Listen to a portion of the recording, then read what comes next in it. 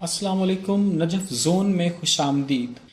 برطانوی general Edmund Alan be کو یروشلم کے تقدس کا اتنا خیال تھا کہ جب وہ عثمانی فوجوں کو شکست دے کر یروشلم پر قبضے کی غرض سے باب الخلیل کے راستے شہر میں داخل ہوا تو اس نے گھوڑے یا گاڑی پر سوار ہونے کی بجائے پیدل چلنے کو ترجیح دی۔ یہ واقعہ آج سے 100 سال پہلے 11 دسمبر 1917 کو پیش آیا تھا۔ برطانوی وزیر اعظم ڈیوڈ لوئڈ جارج نے اس موقع پر لکھا کہ دنیا کے مشہور ترین شہر پر قبضے کے بعد مسیحی دنیا نے مقدس مقامات کو دوبارہ حاصل کر لیا ہے۔ تمام مغربی دنیا کے اخباروں نے اس فتح کا جشن منایا۔ امریکی اخبار نیو یارک ہیرلڈ نے سرخی جمائی کہ برطانیہ نے 673 برس کے اقتدار کے بعد یروشلم کو آزاد کروا لیا ہے۔ مسیحی دنیا میں زبردست خوشی کی لہر دوڑ گئی ہے۔ امریکی صدر ڈونلڈ ٹرمپ نے اس واقعے کے ٹھیک 100 سال بعد اعلان کر دیا کہ یروشلم اسرائیل کا دارالحکومت ہے، حالانکہ دنیا بھر کے ملکوں نے انہیں خبردار کیا کہ اس اعلان سے خطے میں تشدد کی نئی لہر پھوٹ سکتی ہے۔ یروشلم متعدد بار تخت و تاراج ہوا ہے۔ یہاں کی آبادیوں کو کئی بار زبردستی جلا وطن کیا گیا ہے اور اس کی گلیوں میں ان گنت جنگیں لڑی جا چکی ہیں جن میں خون کے دریا بہہ چکے ہیں۔ یہ دنیا کا وہ واحد شہر ہے جسے یہودی، مسیحی اور مسلمان تینوں مقدس مانتے ہیں۔ یہودیوں کا عقیدہ ہے کہ یہ وہ جگہ ہے جہاں سے کائنات کی تخلیق ہوئی اور یہیں پر حضرت ابراہیم علیہ السلام نے اپنے بیٹے کی قربانی کی تیاری کی تھی۔ مسیحی سمجھتے ہیں کہ حضرت عیسیٰ علیہ السلام کو یہیں مصلوب کیا گیا تھا اور یہیں ان کا سب سے مقدس کلیسا واقع ہے۔ مسلمانوں کے اعتقاد کے مطابق پیغمبر اسلام حضرت محمد مصطفیٰ صلی اللہ علیہ وآلہ وسلم نے معراج پر جانے سے قبل اسی شہر میں واقع مسجد اقصی میں تمام نبیوں کی امامت کی تھی۔ اس کے علاوہ یہ مسلمانوں کا قبلہ اول بھی ہے۔ یہی وجہ ہے کہ مسلمان اور مسیحی 1000 برس تک اس شہر پر قبضے کے لیے آپس میں برسر پیکار رہے ہیں۔ مسلمانوں نے سب سے پہلے 638 میں دوسرے خلیفہ وقت حضرت عمر رضی اللہ تعالی عنہ کے دور میں بازنطینیوں کو شکست دے کر اس شہر پر قبضہ کیا تھا۔ مسیحی دنیا میں یہ واقعہ عظیم سانحے کی حیثیت رکھتا تھا۔ آخر 1095 عیسوی میں پوپ اربن دوئم نے یورپ بھر میں مہم چلا کر مسیحیوں سے اپیل کی کہ وہ یروشلم کو مسلمانوں سے آزاد کروانے کے لیے فوجیں اکٹھی کریں۔ نتیجتاً 1099 میں عوام، امراء اور بادشاہوں کی مشترکہ فوج یروشلم کو آزاد کروانے میں کامیاب ہو گئی۔ یہ پہلی صلیبی جنگ تھی، تاہم اکثر فوجی جلد ہی واپس اپنے اپنے وطن سدھار گئے اور بالآخر سلطان صلاح الدین ایوبی نے 90 برس بعد شہر کو آزاد کروا لیا۔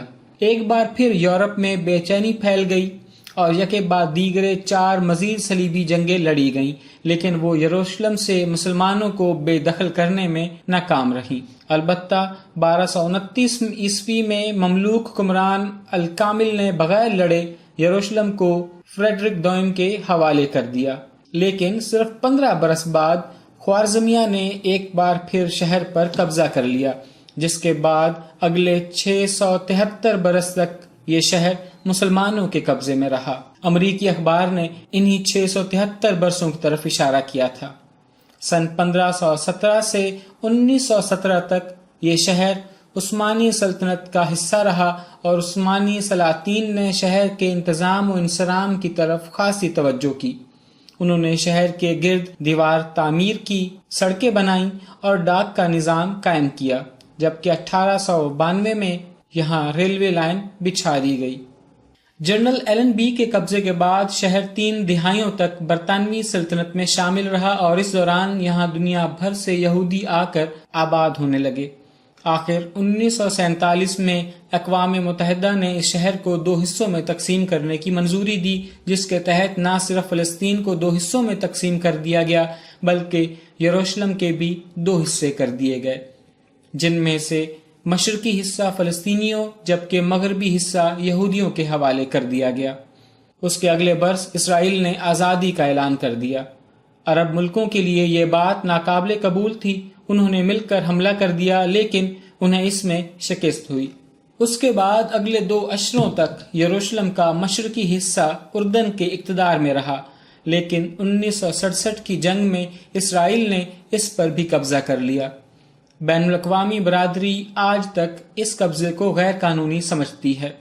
اسرائیلی پارلیمان نے 1950 ہی سے یروشلم کو اپنا دارالحکومت قرار دے رکھا ہے، لیکن دوسرے ملکوں نے اقوام متحدہ کی قرارداد کے احترام میں یروشلم کی بجائے تل ایب میں اپنے سفارت خانے قائم کر رکھے ہیں. اب امریکی صدر ڈونلڈ ٹرمپ نے اس روایت کو توڑ دیا ہے. اس طرح امریکہ یروشلم کو اسرائیل کا دارالحکومت تسلیم کرنے والا پہلا ملک بھی بن گیا ہے. اگر ہم یروشلم کی تاریخ پر نظر ڈالیں تو یہ تاریخ 7000 برسوں سے خون آلود چلی آ رہی ہے. ماہرین آثار قدیمہ کے مطابق 7000 سال قبل بھی یروشلم میں انسانی آبادی موجود تھی اور اس طرح یہ دنیا کے قدیم ترین شہروں میں سے ایک ہے. تقریباً 1000 سال قبل مسیح حضرت داؤد علیہ السلام نے شہر کو فتح کر کے اسے اپنی سلطنت کا دارالحکومت بنا لیا تھا. 960 قبل مسیح میں حضرت داؤد علیہ السلام کے بیٹے حضرت سلیمان علیہ السلام نے یروشلم میں معبد تعمیر کروایا جسے ہیکل سلیمانی کہا جاتا ہے. 539 قبل مسیح میں ہخامنشی حکمران سائرس اعظم نے یروشلم پر قبضہ کر کے یہودیوں کو واپس آنے کی اجازت دی. 638 عیسوی میں مسلمانوں نے اس شہر پر قبضہ کر لیا.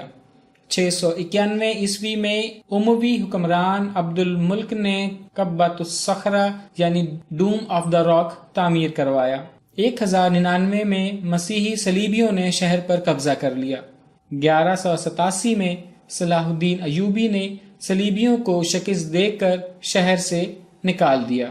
1229 میں فریڈرک دوئم نے بغیر لڑے یروشلم حاصل کر لیا. 1244 میں مسلمان دوبارہ اس پر قبضہ کرنے میں کامیاب ہوئے تو 1517 عیسوی میں سلطان سلیم اول نے یروشلم کو عثمانی سلطنت میں شامل کر لیا. 1917 میں انگریز جنرل ایلن بی نے عثمانیوں کو شکست دے کر اس شہر پر قبضہ کیا تو 1947 میں اقوام متحدہ نے شہر کو فلسطینی اور یہودی حصوں میں تقسیم کر دیا. 1948 میں اسرائیل نے آزادی کا اعلان کیا اور یروشلم شہر اسرائیل اور اردن میں تقسیم ہو گیا. 1967 میں عرب جنگ کے نتیجے میں دونوں حصوں پر اسرائیل نے قبضہ کر لیا. مسجد اقصی کے خلاف اسرائیلی کوششوں کا آغاز 1967 سے ہوا جس کا سلسلہ آج تک جاری ہے. 9 جون 1967 کو اسرائیلی افسروں نے مسجد اقصی میں نماز جمعہ ادا کرنے پر پابندی لگا دی. 21 جون 1969 ڈینس مائیکل روہان نامی ایک آسٹریلوی سیاہ کا روپ دھارے دہشت گرد نے مسجد کو آگ لگا دی جس سے اس کی شاندار محراب خاکستر ہو گئی، جبکہ سلطان صلاح الدین ایوبی کا نصب کیا ہوا ممبر بھی نذر آتش ہو گیا. پوری دنیا میں اس کی مذمت کی گئی لیکن کچھ یہودی تنظیموں نے اس کی تعریف کی اور اسے بائبل کی پیشن گوئی قرار دیا. 14 اگست 1970 دی جرشن سلمان گروپ زبردستی حرم میں داخل ہو گیا لیکن مسلمانوں کے مقابلے کی وجہ سے ہارنے پر مجبور ہو گیا. البتہ اس گھمسان میں 10 نمازی اسرائیلی فوج کی فائرنگ سے زخمی بھی ہوئے. 9 اپریل 1980 یہودی راہبوں اور بڑے بزرگوں کے گروپ نے معبد کوہ یعنی ٹیمپل ماؤنٹ پر قبضہ کرنے کے لیے ایک کانفرنس کی. 28 اگست 1980 کو اسرائیلی افسروں نے مسجد اقصی کے ٹھیک نیچے ایک سرنگ کھودی. 30 مارچ 1982 مسلم اوقاف کے ذمہ داروں نے اسرائیل کو دنیا کی کئی ایک زبانوں میں خطوط لکھے اور اپنی حرکتوں سے باز نہ آنے کی صورت میں اس کے خطرناک نتائج کی بات کی. 20 مئی 1982 کو ان خطوط کے جوابات کے طور پر ان اوقاف کے ذمہ داروں کو موت کی دھمکیاں دی گئیں. 26 مارچ 1983 میں یروشلم کا اندرونی دروازہ اس سرنگ کھدائی کی وجہ سے منہدم ہو گیا. 21 اگست 1985 اسرائیلی پولیس نے اسرائیلیوں کو حرم میں عبادت کرنے کی اجازت دے دی. 14 اگست 1986 یہودی راہبوں نے ایک قانون پاس کیا جس میں یہودیوں کو حرم میں عبادت کی اجازت دے دی گئی اور حرم کے علاقے میں انہوں نے ایک صومعہ بنانے کا مطالبہ کیا. 12 مئی 1988 اسرائیلی سپاہیوں نے مسلمانوں کے پرامن احتجاج پر حرم کے سامنے فائرنگ کر دی جس سے لگ بھگ 100 فلسطینی شہید اور زخمی ہوئے. 25 جولائی 1995 اسرائیلی ہائی کورٹ نے معبد کوہ میں یہودیوں کو عبادت کی اجازت دے دی، جس سے مسلمانوں کے جذبات کو زبردست ٹھیس پہنچی اور پوری دنیا میں اس کے خلاف احتجاج ہوئے۔ 28 ستمبر سن 2000 ایرل شیرون کے ناپاک قدم مسجد اقصی میں پڑے، جس کی وجہ سے وہاں کے مسلمانوں کو بڑی مصیبتوں کا سامنا کرنا پڑا۔ اس دن فلسطینیوں اور اسرائیل کے بیچ بڑی زبردست جھڑپیں ہوئی۔ سن 2008 اور 2009 میں اسرائیل نے حماس کے خلاف بڑی سخت لڑائی چھیڑی، جس میں 22 دن تک خوب بربریت کا مظاہرہ کیا گیا۔ الغرض اسرائیل کا ٹارگٹ مسجد اقصی کو مکمل طور پر اپنے قبضے میں کرنا، گنبد صخرہ کو ڈھک کر اس کی جگہ ہیکل سلیمانی تعمیر کرنا اور اسرائیلی شدت پسندوں کو وہاں آباد کرنا ہے۔ اسرائیلی ظلم و ستم کا شکار فلسطینی آج بھی پتھروں کے دور کی زندگی گزارنے پر مجبور ہیں۔ فلسطین میں دن بدن ناجائز قبضہ بڑھتا جا رہا ہے اور جگہ جگہ یہودی آبادیاں تعمیر ہو رہی ہیں، جبکہ دوسری طرف فلسطینیوں کے گھروں کو تباہ کیا جا رہا ہے۔ 50 لاکھ سے زائد فلسطینی بے گھر ہیں، لاکھوں شہید ہو چکے ہیں، ہزاروں بے قصور اسرائیلی جیلوں میں پڑے اپنی زندگی کے دن گن رہے ہیں، اور جو کچھ آزادی کی زندگی گزار رہے ہیں وہ بھی ہمہ وقت خوف اور دہشت کے سائے میں رہنے پر مجبور ہیں۔ اس تاریخ کو ان 12 منٹوں میں سمونا میرا کام تھا، جبکہ اس تاریخ کو آگے دوسروں تک پہنچانا آپ کا کام ہے۔ اس ویڈیو کو جتنا ہو سکے اپنے دوستوں تک پھیلائیں تاکہ تاریخ سے دلچسپی رکھنے والے تمام لوگوں کو اس 7000 سالہ تاریخ کا علم ہو سکے۔ ویڈیو اچھی لگی ہو تو لائک کیجیے گا، شیئر کیجیے گا، اور اگر آپ نے ابھی تک میرا چینل سبسکرائب نہیں کیا تو پلیز اسے سبسکرائب کر لیں تاکہ آئندہ آنے والی میری نئی ویڈیوز آپ تک پہنچتی رہیں۔ آپ کے اس ڈھیر سارے قیمتی وقت کا بہت شکریہ۔ اللہ پاک سے دعا ہے کہ وہ فلسطینیوں کو ان کا جائز حق عطا فرمائے۔ خدا کرے کہ ہماری آنکھیں وہ وقت دیکھیں کہ جب فلسطین پر مسلمانوں کی حکومت ہو۔ اپنا اور اپنے گھر والوں کا خیال رکھیے گا۔ اللہ حافظ۔